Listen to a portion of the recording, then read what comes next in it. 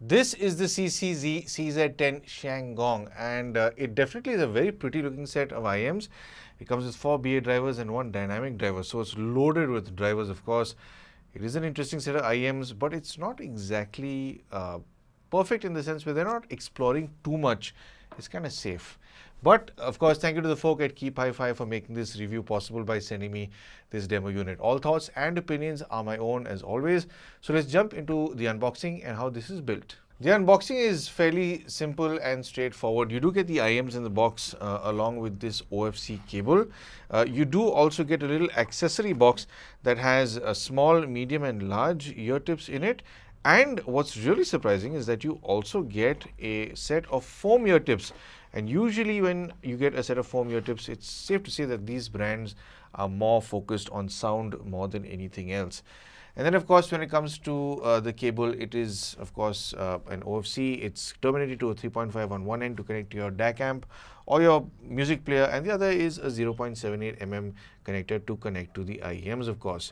And then moving on to the IEMs, well, these they are some sort of a metal. It's some sort of an alloy that they've made this with. It is cold to the touch, especially when it's, much cooler if it's winter time where you are. You will feel that when you put it into your ear, but it doesn't feel as cold as, bare metal IEMs when you put into your ear, because this does have some sort of a powder coated paint on the outside of it.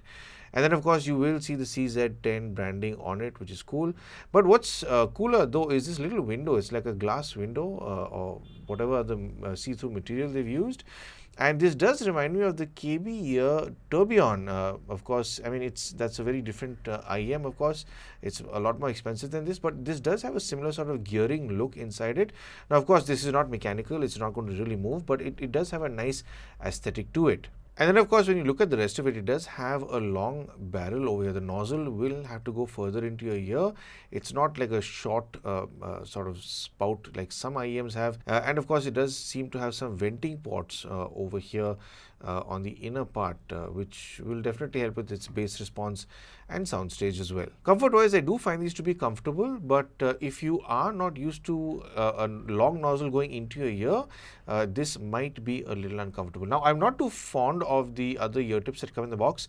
I've always preferred foam ear tips, and I think these are also pretty comfortable to use.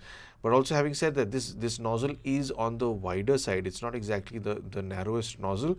So if you've got very narrow or shallow ear canals, this is something you might want to be aware of, because it can be uncomfortable if you have those narrow ear canals. This does come with 5 drivers in each IM. That's a total of 10. So you will get 4 BA drivers and 1 dynamic driver. Now, I think that 2 are focused on the higher frequencies, 2 on the mids, and the dynamic driver is solely handling the lower frequencies.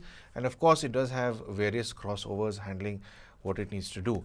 Now, these are fairly easy to drive with a very low resistance of just 16 ohms, and they have a frequency response of 20 hertz all the way up to 20,000 hertz. So anyway, moving on to the volume of this. Considering it's easy to drive, I have not really gone past, say, 20%, 25% volume. I have paired this with the Rose's Elsa RZ550, which is crazy powerful for a little portable DAC amp. If you have DAC amp that's not as powerful, chances are you'll have to crank it to maybe 30, 35. But this can get loud. In fact, I have pushed this up to maybe 30% volume with this DAC amp pairing.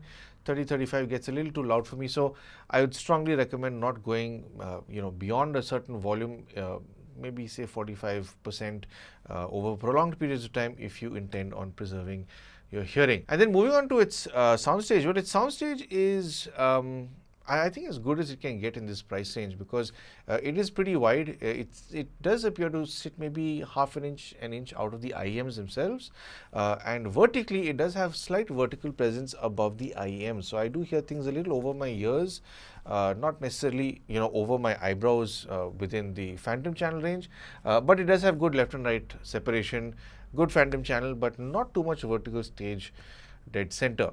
When it comes to its imaging, well, this is not exactly the sharpest sounding set of IEMs that I have heard. It's detailed enough, it's refined enough to carry on a lot of nuance to you, no doubt. But this leans more towards being of a warmer tone, so it's not really going to give you that pin sharp detail if you're looking for that. I have noticed that a lot of BA drivers tend to do this. It is a characteristic of a BA driver, whereas if it were a dynamic, I think it would be a little more sharp, leaning towards being shrill. But this does have its advantages and disadvantages, of course.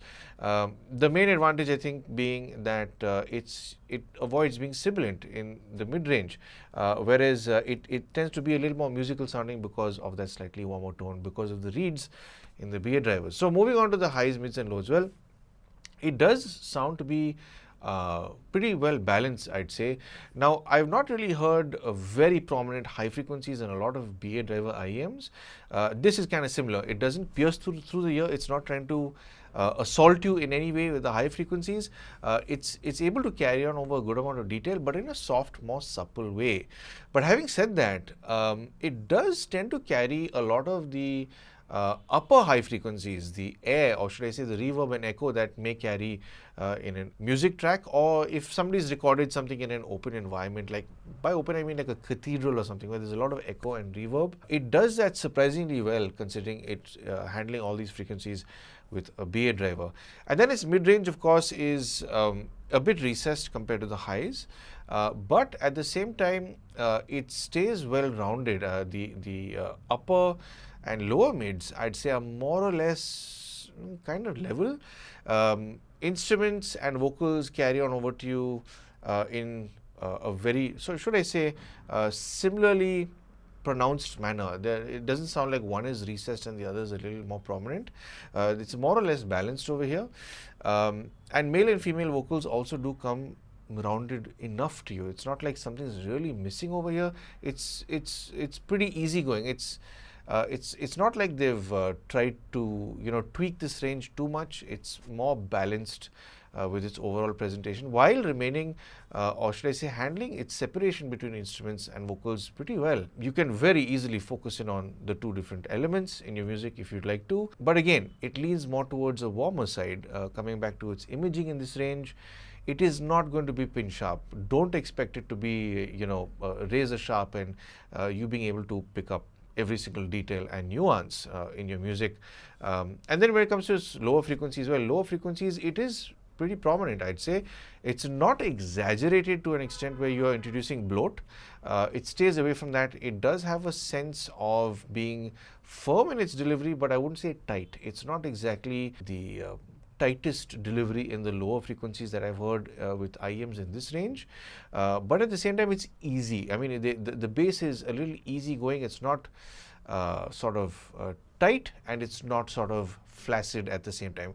It's kind of got a good in between. Again, kind of balanced in that region. So this just gives that vibe that it's balanced. It does reasonably well in every front. It's inoffensive. It's not bright. It's not over exaggerating the bass. It's not too recessed in the bass. There's good separation in the mid range. I think it'll work for a lot of people.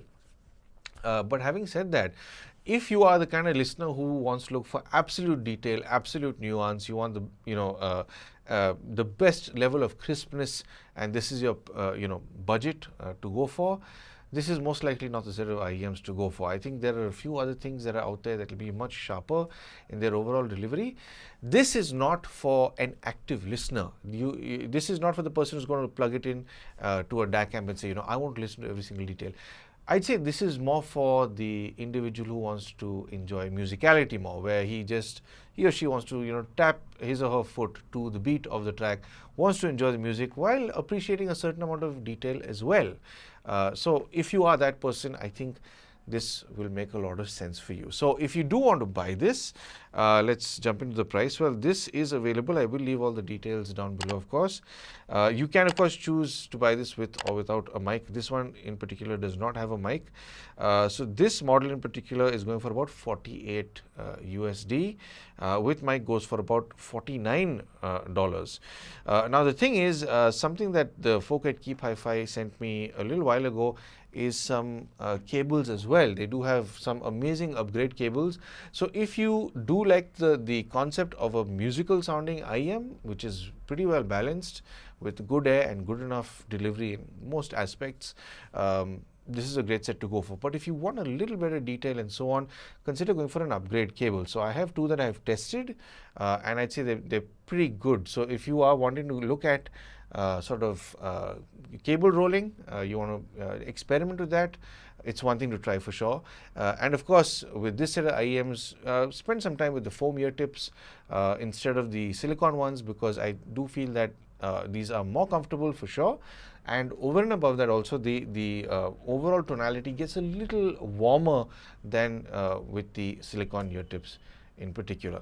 So there you have it. That's my quickish review on the CZ10, and I do hope that I've helped you understand these IEMs a little bit better. But of course, thank you for tuning in for some sound advice.